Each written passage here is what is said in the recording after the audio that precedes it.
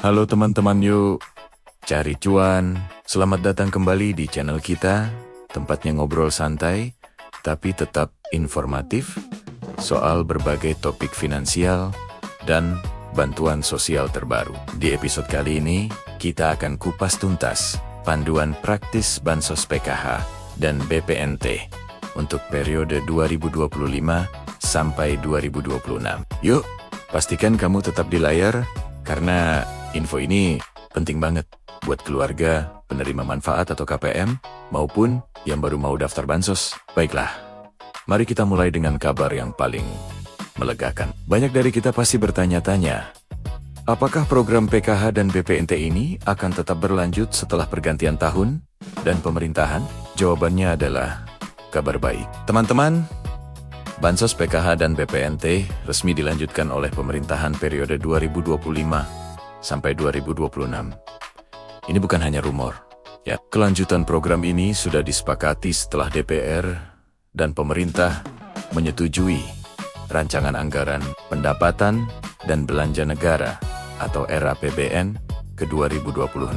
Dan yang paling membuat kita semangat, alokasi untuk perlindungan sosial ini justru naik drastis, mencapai 508,2 triliun rupiah. Angka ini naik sekitar 8,6% dari tahun sebelumnya. Artinya, komitmen pemerintah untuk menjaga kesejahteraan keluarga kita melalui bantuan sosial ini makin kuat, dan anggarannya pun sudah disiapkan. Sekarang, kita masuk ke detail yang sering ditanyakan. Berapa besarnya bantuan yang akan kita terima di tahun 2026? Untuk program Keluarga Harapan atau PKH, besaran tahunan per kategori masih sama seperti yang kita rasakan di tahun ke-2025 bagi ibu hamil atau nifas dan anak usia dini.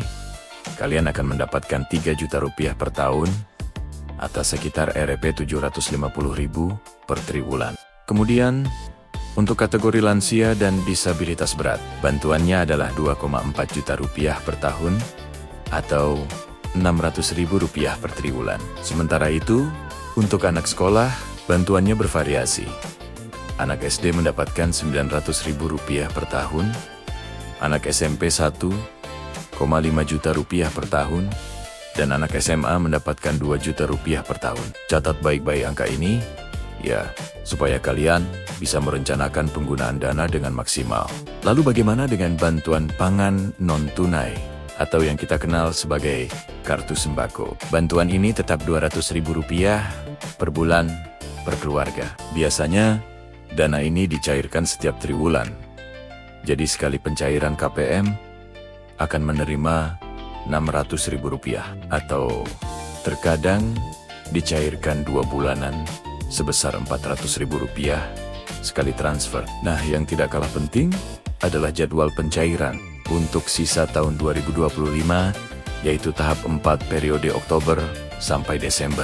Pencairan PKH dan BPNT sudah mulai berjalan sejak akhir Oktober dan menyebar ke berbagai daerah hingga pertengahan November 2025.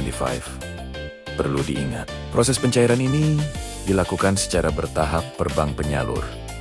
Jadi, kalau di rekening Timonmen belum masuk, jangan panik dulu. Sabar sedikit, ya. Lalu, bagaimana estimasi jadwal di tahun 2026? Mekanismenya diperkirakan masih triwulanan. Tahap 1 untuk periode Januari sampai Maret tahun 2026 kemungkinan mulai dicairkan antara Februari hingga Maret tahun 2026. Tahap 2 untuk April sampai Juni tahun 2026 akan cair di sekitar Mei sampai Juni tahun 2026. Tahap 3 periode Juli sampai September tahun 2026 akan cair Agustus sampai September, dan tahap 4 terakhir Oktober sampai Desember tahun 2026 akan cair di sekitar November sampai Desember tahun 2026.